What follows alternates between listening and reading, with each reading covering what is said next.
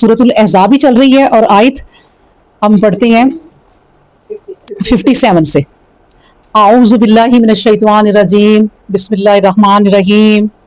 इन्नल्लज़ीना यूज़ूनल्लाह व रसूलहु लानहुमुल्लाहु फिद दुनिया वल आखिराति व अद्दा लहुम अज़ाबन महीना। इन्नल्लज़ीना, और बेशक वो लोग, यूज़ूना, जो तकलीफ देते हैं, अजियत पहुंचाते हैं, अल्लाह को, व रसूलहु, और उसके रसूल को भी, लानहुमुल्लाहु, लानत की है अल्लाह ने, फिर दुनिया में भी, वल आखिरात, और आखिरत में भी, वअद्दा लहुम अज़ाबन महीना, और उनके लिए अजाब जिल्लत वाला, रुसवा को तैयार किया हुआ है। अल्लाहु अकबर। अब देखिए पिछली जो हमने आयत पढ़ी थी ना, उसमें क्या बताया था अल्लाह तबारक व तआला ने कि ईमान वालों के इन्नल्लाह, अल्लाह भी, व मलाइकातुहु, और उसके फरिश्ते भी क्या करते हैं, अल्लाह पर दरूद भेजते हैं। अल्लाह खुद भी दरूद भेजता है, तुम भी दरूद भेजो। और इसमें अल्लाह तबारक व तआला ने मुसलमानों को ये एक किस्म का ऑर्डर, हुक्म दे दिया, या अय्युहल्लज़ीना आमनू सल्लु अलैहि व सल्लिमू तस्लीमा। ऑर्डर दे दिया कि भेजो मेरे रसूल पर, और कौन, ईमान वाले। तुम्हारा ईमान ही मुकम्मल नहीं होगा जब तक तुम मेरे नबी पर दरूद ना भेजो, क्योंकि मेरा नबी वो है जिस पर अल्लाह खुद दरूद भेजता है।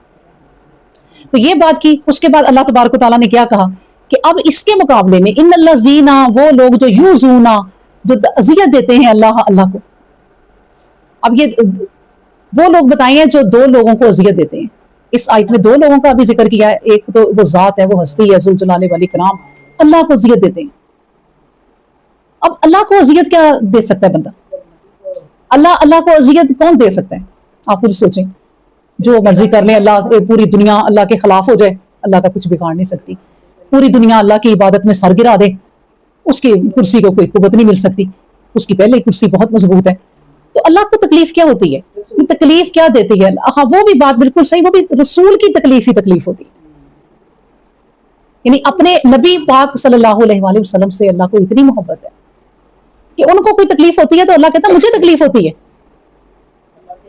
अल्लाह ने अपने रसूल सल्लल्लाहु अलैहि वसल्लम की ही अहमियत को और जाहिर किया है। और अल्लाह को तकलीफ कब कब होती है, और भी सुन ले। एक जगह तो अल्लाह तबारक व तआला ये कहते हैं कि उस वक्त अल्लाह को दुख होता है जब लोग अल्लाह तबारक व तआला को गालियां देते हैं। हालांकि अल्लाह का बिगाड़ कुछ नहीं सकते। वो गालियां क्या है? मेरा शरीक ठहराते हैं। इस चीज से अल्लाह को अजियत होती है कि देखो जरा, खाने पीने को मैं दूं, रिज़्क मैं दूं, हवाएं मैं दूं, बारिश मैं दूं, जिंदगी मैं दूं, मौत मैं दूं। इन्हें पता ही नहीं है, बस यकीन करना पड़ेगा कि हशर के दिन उठा के खड़ा करूंगा तो मैं करूंगा। और मेरा शरीक ठहराते हैं। और ऐसों को शरीक ठहराते हैं जिन्होंने अपने आप को पैदा भी नहीं किया, जिन्होंने कोई चीज भी नहीं पैदा की, उनको मेरा शरीक ठहराते हैं। और वो कोई चीज बना ही नहीं सकते, वो अपनी जिंदगी को अपने काबू नहीं कर सकते, यहां तक कि अपनी बीमारियों को अपने काबू नहीं कर सकते। जो कोई बीमारी आई तो वो रोक लें, मेरा शरीक ठहराते हैं। ये भी अल्लाह को अजियत। ये अल्लाह ने जो अजियत का लफ्ज कहा है ना, मैं सोचती हूँ कि ये हमारी मोहब्बत में कहा है, वरना अल्लाह को अजियत कोई नहीं होती। वही बात कि अल्लाह का कुछ नहीं बिगड़ता। बात फिर वही है, हमारी मोहब्बत में गई है कि मुझे दुख होता है मेरे बंदों, तुम किधर जा रहे हो। ये बंदों को, जैसे माँ को एक दुख होता है ना अपने बच्चों का, ऐसे अल्लाह को दुख होता है। ये दुख है अल्लाह का। क़यामत के दिन ना अल्लाह तबारक व तआला जब सारे लोग खड़े होंगे ना, तो अल्लाह तबारक व तआला कहेगा कि ए फलां बंदे, मैं तेरे पास खाना मांगने आया था और तूने मुझे खाना ही नहीं दिया। वो बंदा कहेगा कि अल्लाह, ए रब्बे ज़ुल जलाले वाली कराम, आप तो रब हैं, आप तो सबको रिज़्क देने वाले हैं, आप क्यों खाना मांगेंगे? तो अल्लाह तबारक व तआला कहेगा मेरा फलां बंदा फलां वक्त तुम्हारे लिए, अल्लाह ताला ना वो समझ लिया मूवी चला देंगे, ये वीडियो चला देंगे, ये बंदा तुम्हारे पास आया था और इसने खाना मांगा था तो वो मैंने ही मांगा था। अगर तुम उसको खाना खिला देते तो मुझे ही खिलाया था। फिर कहेंगे ए फलां बंदे, मैं प्यासा तेरे पास आया था, तुमने मुझे पानी नहीं पिलाया। वो भी बंदा कहेगा अब ये क्या है, ये भी अजियत है ना। और ये अल्लाह को, ये अपने बंदों की, जो बंदे मायूस हुए बंदों से, जिन बंदों को दुख मिला अल्लाह के बंदों से, अल्लाह को दुख हो रहा है। क़यामत के दिन अल्लाह पूछ रहा है, मैं तुम्हारे घर प्यासा आया था और तूने मुझे पानी भी ना पिलाया। कहेंगे अल्लाह आप प्यासे आए थे, ये देखो ये मेरा बंदा आया था, प्यास लगी हुई थी, उसने, तुमने उसे पूछा ही नहीं, वो तूने मुझे ही नहीं पूछा। تو یہ ساری چیزیں، کھانا نہیں کھلایا، کسی کی ہیلپ نہیں کی، کسی نے تمہیں دکھ میں پکارا اس کی مدد ہی نہ کی. یہ غزہ کے لوگ جو دکھ میں پکارتے رہے ہیں نا تمام لوگوں کو، اور کسی نے مدد نہیں نہ کی، یہ سب پوچھو گے. یہ سارے دکھ اللہ کہے گا میرے ہیں، میں تمہیں پکار رہا تھا اور تم نہیں آئے، تمہیں آوازیں دے رہا تھا تم نہیں آئے. اسی طرح آپ ساری باتیں سوچتے رہے، آپ کے قریبی رشتہ دار، آپ کے دور کے رشتہ دار، آپ کے دوست احباب، آپ کی رشتہ داریاں جو دکھ تکلیف میں ہیں، آپ ان کے مزے دیکھ رہے ہیں اور آپ نہیں ان کی مدد کر رہے ہیں. اللہ کہے گا میں دکھ میں تھا اور تم نے میری مدد نہیں کی.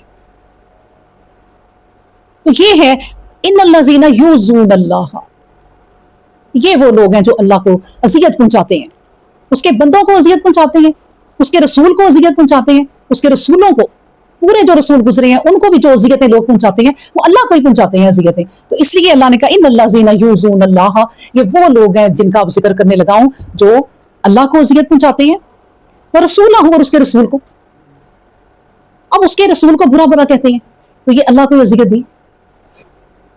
وہی لوگ جو نبی کریم صلی اللہ علیہ وسلم کی قسمیں کھاتے تھے کفر کے زمانے میں کہ اس سے سچا بندہ کوئی نہیں ہے، اور صادق اور امین مشہور کر دیا تھا، اور جب اللہ تبارک و تعالیٰ نے ان کو رسالت دی، پیغمبری دی، تو مانا ہی نہیں، کہتے ہم نہیں مانیں گے.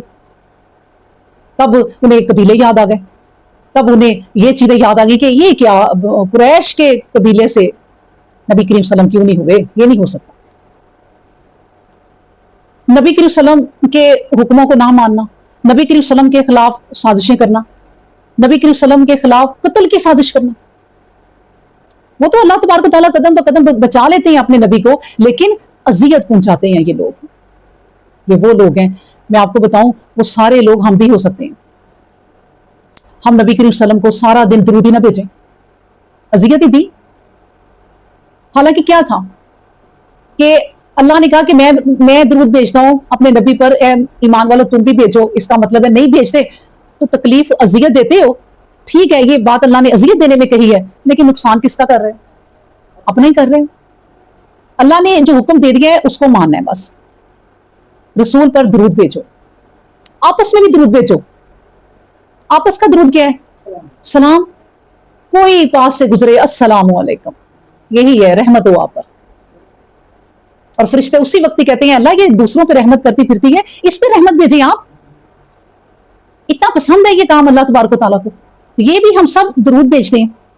تو اللہ نے کہا یہ بات سن لو، جو میرے رسول کو دکھ دے گا، جو اللہ رسول کو دکھ دے گا، اذیت دے گا، مجھے دے گا. میں دنیا میں تو اس کو ڈیل دے دوں گا، عیش و عشرت دے دوں گا. نبی کریم صلی اللہ علیہ وسلم نے وہ چیزیں دیکھی ہی نہیں دنیا کی جو کافروں نے دیکھ لی. وہ آرام سکون دیکھا ہی نہیں جو کافروں نے دیکھ لیا. ان کے مقابلے میں عیش و عشرت سے رہ رہے ہیں، اور نبی کریم صلی اللہ علیہ وسلم کے پاس کچھ بھی نہیں ہے. تو یہ سب اذیت ہو رہی نا نبی کو، لیکن اللہ تبارک و تعالیٰ نے کہا میں نے ڈھیل دی ہوئی ہے. کیوں؟ کیونکہ انہیں پتہ ہی نہیں ہے کہ اللہ تبارک و تعالیٰ نے تو لعنہم اللہ، اللہ نے ان پر لعنت کر دی ہے، فی الدنیا والآخرۃ، دنیا میں بھی اور آخرت میں. آپ کو ہوتا ہے ماں جس بچے پہ نا، تو 5-6 بچی ہو نا، تو ماں جس بچے پہ یا باپ جس بچے پہ لعنت بھیج دینا کہ دفع ہو جا تم، بس اس کو چھوڑ دیتا ہے کہ ہمیں تمہاری ضرورت ہی نہیں ہے، جاؤ. اللہ اپنے بندوں کو کبھی نہیں چھوڑتا. لیکن یہ وہ بندے ہیں، دیکھیں وہ کس قدر یہ بندے نیچلے درجے کے ہوں گے کہ جن کو اللہ نے کہا میں نے چھوڑ دیا ہوا ہے اور میں نے ان پہ لعنت دے کے چھوڑ دیا، لعنت کر دی ہے میں نے ان پر. اور لعنت بھی کس کس جگہ پہ کی ہے؟ دنیا میں بھی اور آخرت میں بھی، دونوں جگہ. اور یہی پہ بات نہیں ختم ہوتی. وَأَعَدَّ لَهُمْ عَذَابُ الْمُهِينَ، اور میں نے ان کے لیے عذاب بھی رسوا کرنے والا ہے، رسوا کرنے والا عذاب. رسوائی کیا ہوتی ہے؟ ایک دعا ہے نا جو ہم کرتے ہیں، اللہم لا تخزنی یوم القیامہ، اللہ قیامت کی رسوائی سے بچانا. جب کسی کے سامنے بھید کھلیں گے نا تو بڑی شرمندگی ہوگی. عالم، فاضل، قرآن پڑھانے والے لوگ جن کی اتنی عزت کرتے ہیں، لوگ ان کے ایک حکم پہ کوئی بھی کام کرنے کو تیار ہو جاتے ہیں کہ ہمارے عالم نے کہا ہے، مولانا نے کہا ہے. اس وقت ان کی کرتوتیں بتائے گا تو کتنی شرمندگی ان لوگوں میں. مولانا صاحب آپ یہ کرتے تھے، وہ رسوائی کیا ہوگی سوچیں. عزت دار آدمی کی اللہ نہ کرے، اللہ نہ کرے. یہ رسوائی کی میں ڈیفینیشن بتا رہی ہوں آپ کو کہ عزت دار انسان کی اولاد کوئی ایسا کام کر دے بچہ کوئی غلط کام کر دے، کوئی زنا کر دے، بچی گھر سے بھاگ جائے، کتنی رسوائی ہے. منہ دکھانے کے قابل نہیں کہیں رہتا انسان، چھپاتا پھرتا ہے منہ. یہ وہ ہے عذاب المہین. مہینہ ایک تو عذاب، اوپر سے رسوا کر دینے والا عذاب، رسوا کر دینے والا عذاب ہے. عذاب بھی میں آپ کو بتاؤں، عذابوں کی بھی قسمیں ہوں گی، ایک ہی طرح کا عذاب نہیں ہے. عذاب تو ہماری نظر میں تو کچھ بھی ہو نا، کوئی تکلیف کی چیز وہ عذاب ہی دیتی ہے، بیماری چھوٹی ہو بڑی ہو، لیکن اللہ بچائے. لیکن یہاں بھی مختلف آزمائشیں ہیں، مختلف عذاب ہے یہاں بھی. آخرت میں بھی مختلف عذاب ہوں گے، کسی کو بڑا عذاب ہوگا، کسی کو چھوٹا عذاب ہوگا. اور اللہ تبارک و تعالیٰ فرماتے، نبی کریم صلی اللہ علیہ وسلم فرماتے ہیں کہ وہاں سب سے چھوٹا عذاب جو ہوگا وہ کیا ہوگا؟ جوتے ایک شخص کو لوہے کے پہنائے جائیں گے، یعنی اتنے ہیٹ والے جوتے پہنائے جائیں گے کہ اس سے اس کا دماغ ابلنے لگ جائے گا. اس کے دماغ کی ناڑیں، اس کے پورے جسم کی اندر کی ناڑیں سب نظر آنے لگ جائیں گے، پکنے لگ جائے گا. اور کیا کہا کہ یہ سب سے چھوٹا عذاب ہے. تو اللہ نے جو عذاب تیار کر رکھے ہیں، اللہ معاف کرے کہ اللہ تو اپنی رحمتیں دیتا ہی نہیں تھکتا. کیسے لوگ ہوں گے کہ ان کے لیے اللہ نے غصے میں کہہ دیا کہ میں نے عذاب تیار کر کے رکھا ہوا ہے تم لوگوں کے لیے. آپ یہ سوچیں کہ ایسے لوگ عذاب کے بارے میں آپ اس طرح سوچیں کہ ذرا سی کوئی ہیٹ بھی لگ جائے نا، آپ کو کوئی سٹیم لگ جائے دیگچی کا ڈھکن اٹھاتے وقت، تکلیف انگلی کو ہو تو برداشت نہیں ہوتی. یہ دنیا کی جو آگ ہے نا، کھانے پکا کے رکھ دیتی ہے، دیگیں پک جاتی ہیں. لیکن اللہ کے نبی کریم صلی اللہ علیہ وسلم نے کہا دنیا کی آگ پتہ کیا ہے؟ جب تمہیں دوزخ کی آگ سے نکال کر کبھی اللہ کہے گا چلو دنیا کی آگ میں ڈال دو تو تم سکھ کا سانس لو گے. اتنی اس کی ہیٹ زیادہ ہے کہ دنیا کی آگ اس میں جب آ جاؤ گے تو سکون ملے گا. وہ کتنے درجے بلند ہوگی آگ. تو اس لیے اللہ نے کہا کہ میں نے بھی پھر تمہارے لیے عذاب تیار کر رکھا ہے جو تم دکھ پہ دکھ دیتے جا رہے ہو میرے نبی کو. اور آگے نبی کا ہی نہیں، آگے دیکھیں اگلی آیت بھی یہی ہے 58 والذین یؤذون المؤمنین. دیکھیں اللہ اپنے تک اور اپنے نبی تک ہی نہیں رہا، اللہ تبارک و تعالیٰ نے آگے بتا دیا کہ اور وہ لوگ جو تکلیف دیتے ہیں مومن مردوں کو، والمومنات اور مومن عورتوں کو. دیکھیں اللہ اپنے بندوں سے بھی اتنا پیار کرتا ہے کہ ایک بلا وجہ، اور آگے بھی دیکھیں بغیر ہی مکتسبو کیا مطلب ہے؟ بغیر کسی گناہ کے، بغیر کسی قصور کے ان کو سزائیں دیتے ہو تم. پورے گھرانے میں ساری عورتیں بری ہو نا، ایک عورت نماز پڑھے سب اسی کو ستائیں گے کہ یہ بڑی بنتی ہے. اکثر دنیا جو ہے نا وہ برائی کے ساتھ ہوگی، وہ ستائے جاتے ہیں.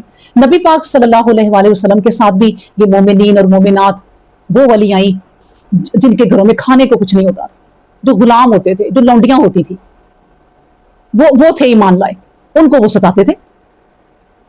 حضرت عمار بن یاسر جو ایک صحابی تھے اور غلام تھے، ان کے ماں باپ بھی غلام تھے. اور جب وہ ایمان لے آئے، عمار بن یاسر جب ایمان لے آئے تو آ کے اپنے ماں باپ کو بٹھاتے ہیں اور کہتے ہیں بیٹھے آپ. تو وہ آیات پڑھ کے سناتے ہیں، قرآن پڑھ کے سناتے ہیں.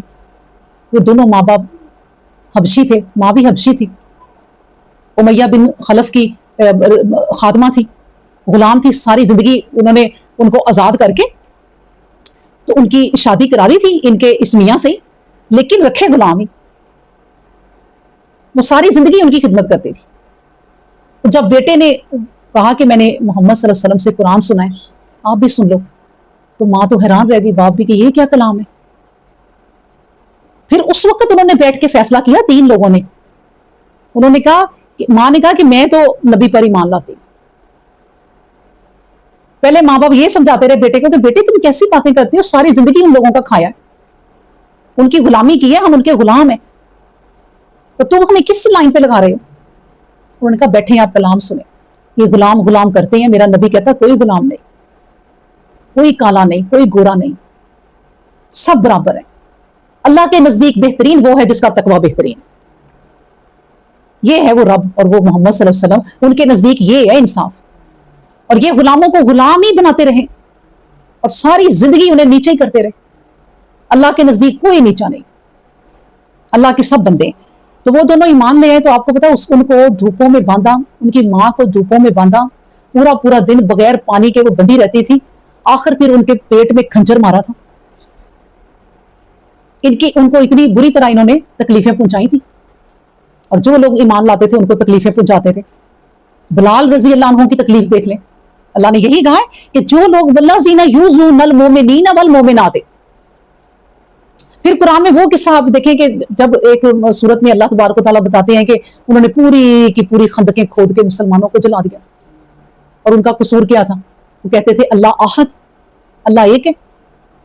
یہ قصور تھا. یہ میرے مومنین کو اور مومنات کو کوئی تکلیف دیتے ہیں. پھر عام گھروں میں میں آپ کو بتاؤں، ہر بات میں آپ کو اپنا بتاتی ہوں کہ دیکھیں عام گھروں میں بھی ہم بہو بیٹیاں سارے رشتے، چاچیاں تائیاں پھوپھیاں سب رہتی ہیں نا. تو کسی پہ بھی الزام لگانے سے پہلے 100 دفعہ سوچیں. یہ بھی تکلیف پہنچانے والی بات ہے کسی مومنہ کو. تو اس لیے اللہ نے کہا والذین یؤذون المؤمنین والمؤمنات بغیر ما اکتسبوا، بغیر کسی قصور کے ان کو. تو سنو پھر فقد احتملوا، تو پتہ یہ یقیناً کیا کر رہے ہیں، یہ ایک نہ اٹھا رہے ہیں بہتانن، ایک بہتان. انہوں نے ایک بہتان اٹھا رکھا ہے. واسما مبینا، اور جو بہت بڑا گناہ ہے. کسی پہ جو ہے نا، اب دیکھیں نبی کریم صلی اللہ علیہ وسلم نے کہا کہ اپنے بھائی کی نا غیبت نہ کیا کرو. تو ایک بندے نے پوچھا کہ نبی کریم صلی اللہ علیہ وسلم میں وہ بات اس کی بیان کروں تو جو واقعی اس کے اندر ہے وہ برائی ہے، تو میں اس کی وہ بات ہی بیان کر رہا ہوں نا. ہم بھی یہی کہتی رہتی نا اللہ معاف کر دے استغفر اللہ یہ کر کے، تو اس کے بعد اپنی اس بہن کی پوری ہم بھی جو اس کی برائی ہے اس کو ہم واضح کرتے ہیں.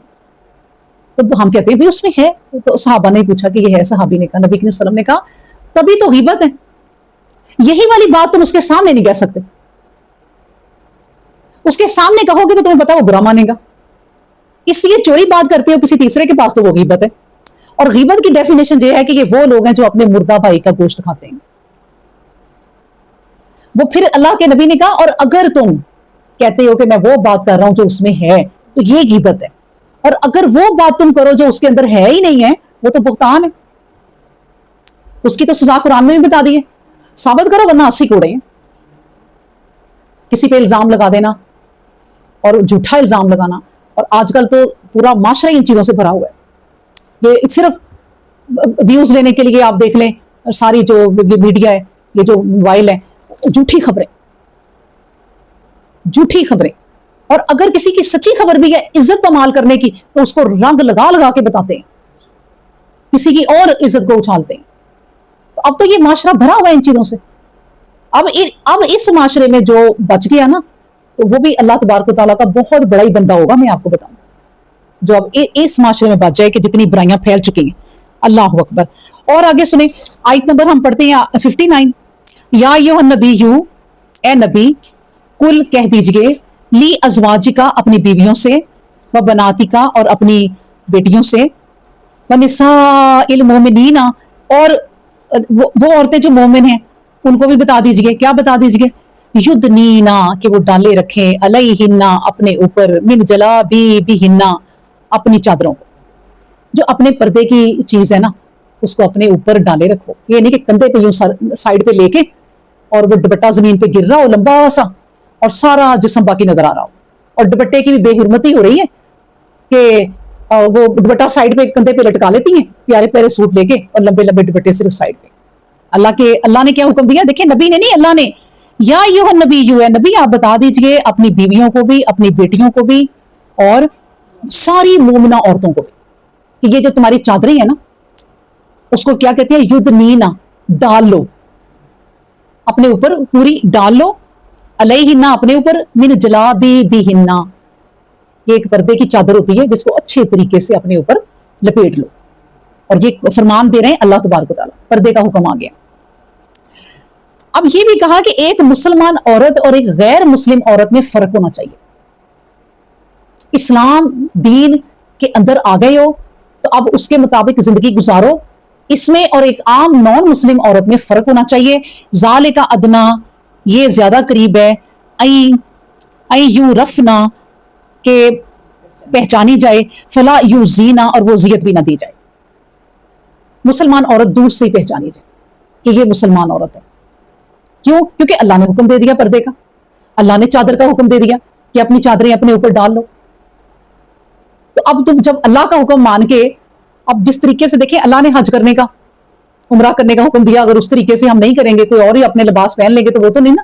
اب اللہ نے جس طرح کہہ دیا کہ عورتیں بڑی بڑی چادریں اوڑھ لیں، بھائی پہن لیں، اور مردوں کو جو حکم دیا کہ یہ چادر لپیٹیں، وہ پینٹ شرٹ میں وہاں عمرہ نہیں کر سکتے، کیونکہ اللہ نے ایک حکم دے دیا کہ ایک مسلمان مومن اور مومنہ کا لباس جو ہے نا وہ کیسا ہونا چاہیے.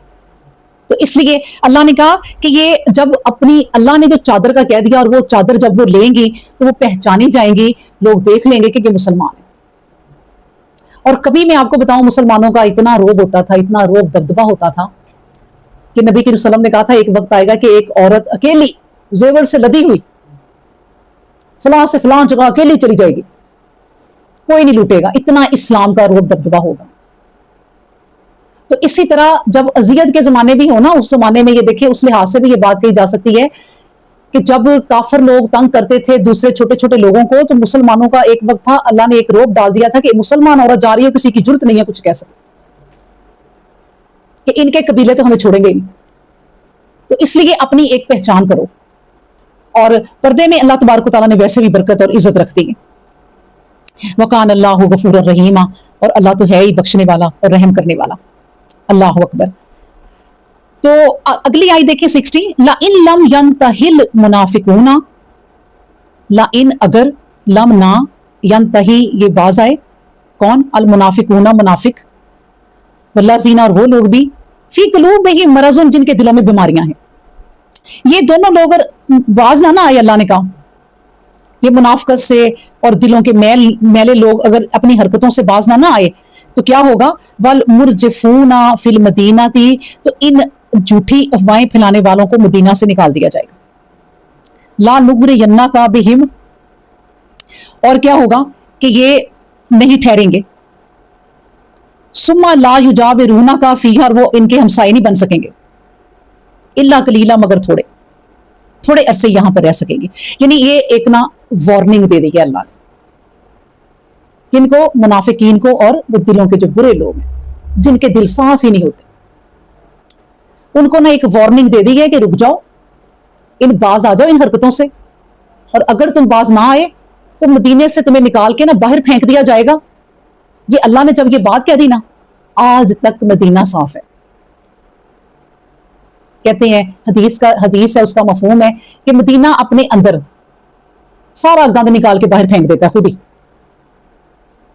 اللہ نے اس زمین میں ایسی چیز رکھ دی کہ وہاں برائی کو ٹکی نہیں سکتی. اللہ نے کہہ دیا اگر یہ باز نہ آئے یہاں پر فتنہ پھیلانے سے تو انہیں یہاں سے باہر نکال دیا جائے گا. اور یہ جو یہاں رہتے ہیں نا آپ کے ہمسائے بن کے بڑا، تو کوئی نہیں ہوگا پھر ہمسائے آپ کا. اب دیکھیں اللہ نے تو ایک رتبہ دیا کہ مدینے میں تم رہ رہے ہو اور نبی کریم صلی اللہ علیہ وسلم کے ہمسائے ہو، اور تم حرکتیں کیا کر رہے ہو. اس کا مطلب پتہ کیا ہے؟ میں آپ کو بتاؤں کہ یہ جو ہے نا انسان کی فطرت یہ نہیں چینج ہوتی. ہم لوگ کہتے ہیں ہائے کاش ہم نبی کے قریب ہوتے، ہمارے نوجوان لڑکے لڑکیاں خواہش کریں ہم نبی پاک صلی اللہ علیہ وسلم کے دور میں ہوتے، ہم قریب ہوتے، ہم جانتے، ہم یہ کرتے، ہم وہ کرتے. تو دیکھیں جنہوں نے نہیں کرنا تب قریب ہو کے بھی نہیں کرنا. یہ اللہ کا شکر کریں چاہے آپ دور ہیں نبی کریم صلی اللہ علیہ وسلم سے، لیکن نبی کریم صلی اللہ علیہ وسلم کی سنت پر ہیں تو آخرت میں نبی کریم صلی اللہ علیہ وسلم کے ساتھ ہیں.